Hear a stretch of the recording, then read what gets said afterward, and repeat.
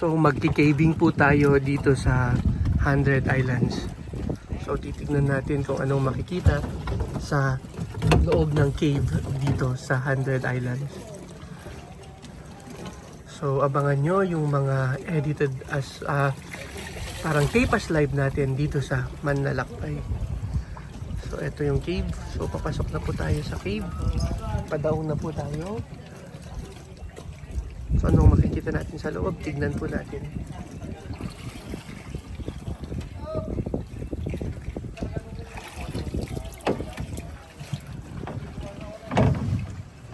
Kasi natatanggal itong life vest ko. Yan.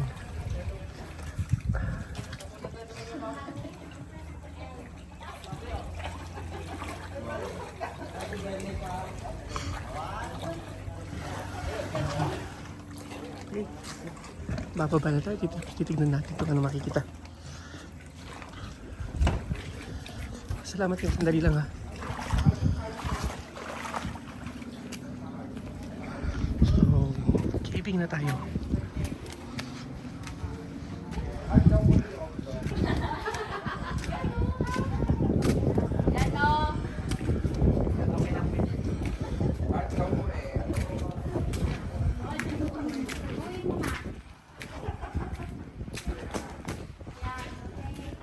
Short lang pala yung pilit nila dito.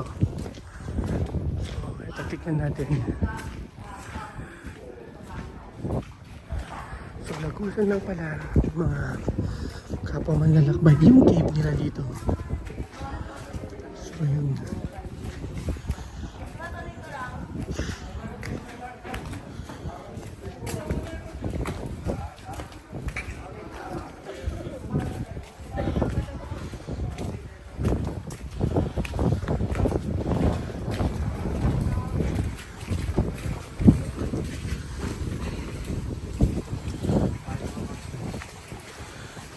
Nasa labas na po tayo ng cave at may deck sila dito.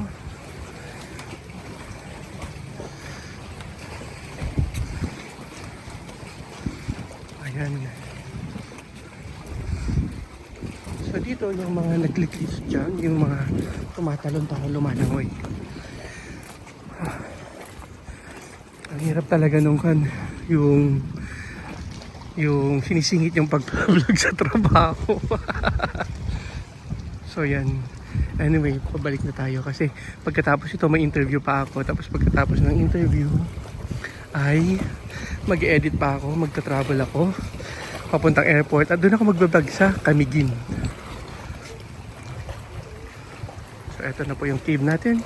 So sandali lang pala yung cave dito. Hindi naman ganong caving na caving.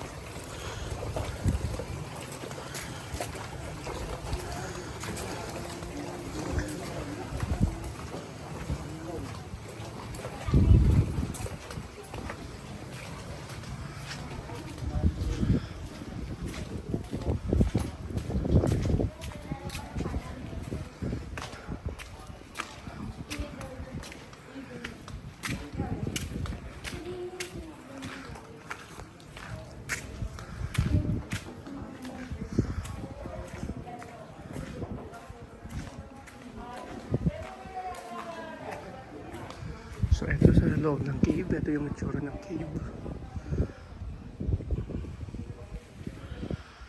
So dito sa Manlalakbay, abangan ninyo marami pa tayong mga caving, tapos mga mountain climbing.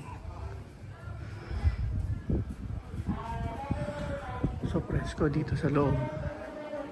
Parang tunnel lang to.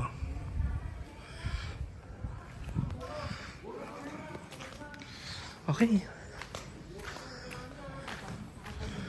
So abangan nyo yung pagpunta natin sa Camiguin bukas.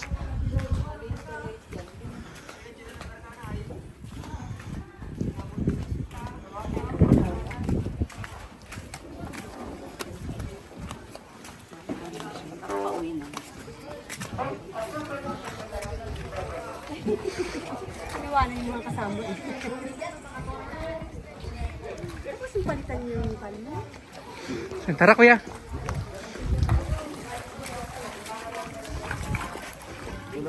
Sandali ko po lang to.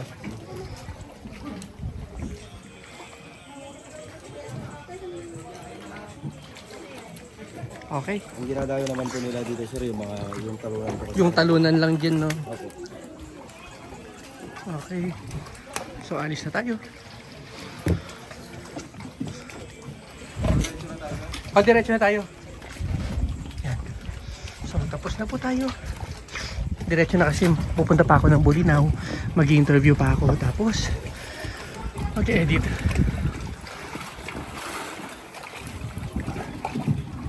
So, siya si Kuya, siya yung diver ko at saka boatman.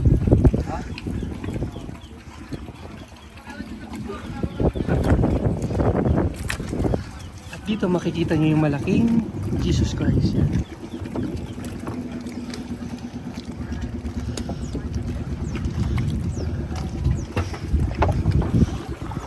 Matagal ka na pong nagtutour kuya, nagbo-boat dito? Yes sir, magti-20 years na po. 20 years na.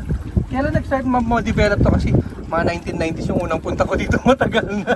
Hindi pa develop. Natitirap po sir nung 2016 po. 2016. Kaya pala, matagal na ako hindi nakapunta dito. Wala pa tong mga to ganito dati. Opo.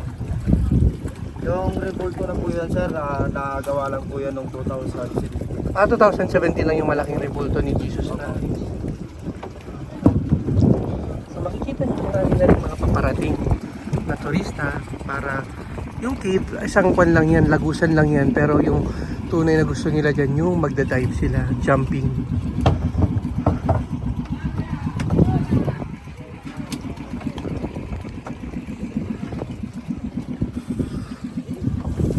So yan dito sa Manlalakbay ay dadalhin ko kayo sa iba't ibang lugar dito sa Pilipinas. So yan, ito yung, saan tayo na? Dito tayo dadaan, kuya? Doon tayo dadaan. So papakita ko po sa inyo muna yung magandang development dito. So magpapan lang tayo, iikot lang yung ating boat.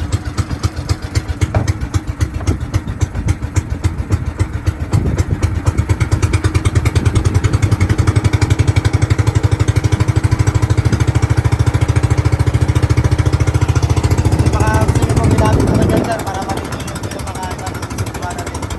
Sige, sige. Papakulan na tayo. Mamaya ko na i-upload. Alas 6 ng gabi. Ay, alas 6 o kaya alas 8 natin i-upload. So, ito, makikita nila yung development dito sa Hundred Islands.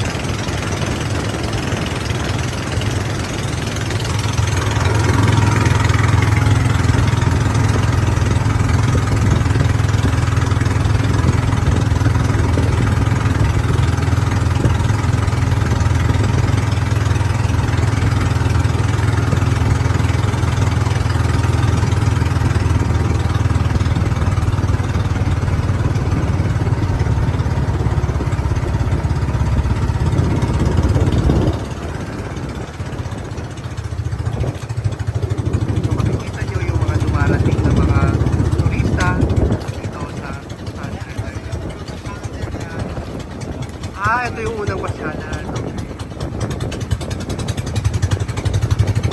So ito, yung malaking rebulto ni Jesus na itinatayo noong 2017.